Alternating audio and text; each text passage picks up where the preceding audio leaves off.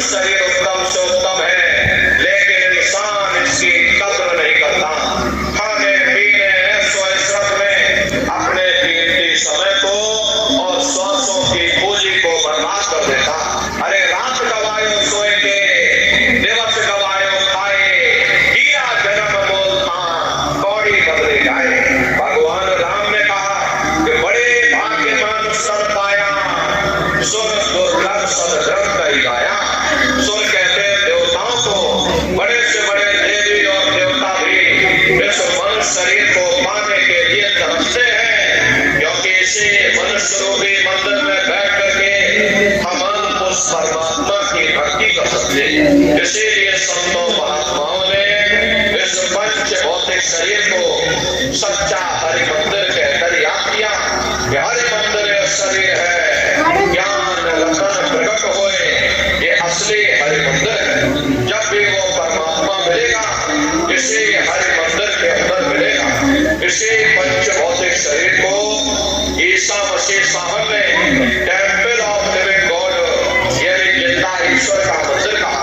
इसी पंच भौतिक शरीर को गुरु नानक साहब ने नर नारायण देह कहकर याद किया। ये वो देह है जिसमें नारायण स्वयं विराजमान है। अरे वो नारायण जब भी मिलेंगे तो मैं तुम्हारे अंदर मिलेंगे। यही कबीर साहब ने कहा कि जो दिल माही तेल है, जो चकमक में आग, और तेरा साईं तुझ में, और जाग सके तो जाग। जैसे दिल में तेल होता है, पत्थर में अग्नि होती है, ठीक उसी तरह से वो हर एक के खट खट में, हर एक के वजूद के अंदर बैठा हुआ। यही महात्माओं ने कहा कि कस्तूरी कुंडल बसे और मृग ढूंढे बन माही, ऐसे घट घट राम है दुनिया देखे नाही। जिस तरह से हिरण कस्तूरी की खुशबू को बाहर जंगलों में ढूंढता फिरता, हालांकि वो खुशबू उसके नाभि से होकर के आती है, वही हाल हम जीवों का है।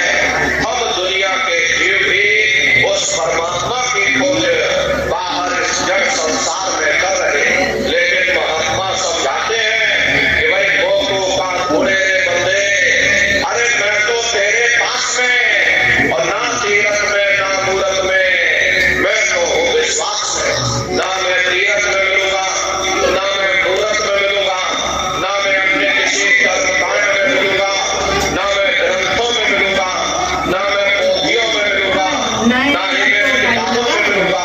जब सारी रात बैठ करके तुम किताबें पढ़ते हो, रात में चौपाइयों को रखते हो, अरे मैं जब भी मिलूंगा तो मैं तुम्हारे अंदर मिलूंगा।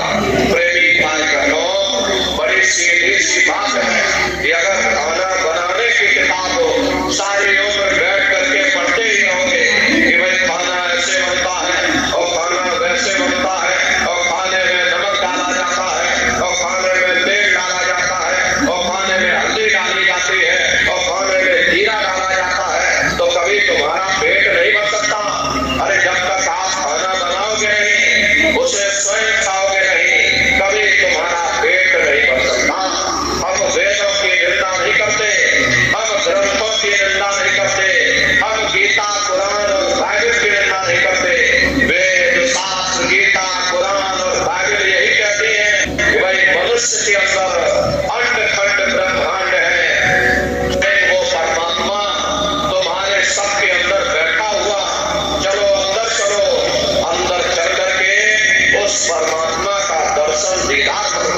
अब सवाल ये उठता है, भाई आखिर हम अपने अंदर जा करके उस परमात्मा का दर्शन कैसे करेंगे? तो इसके लिए संतों महात्माओं ने केवल 3 साधन बताए। साधन 3 साधन वाले, और साधन सब होते मान।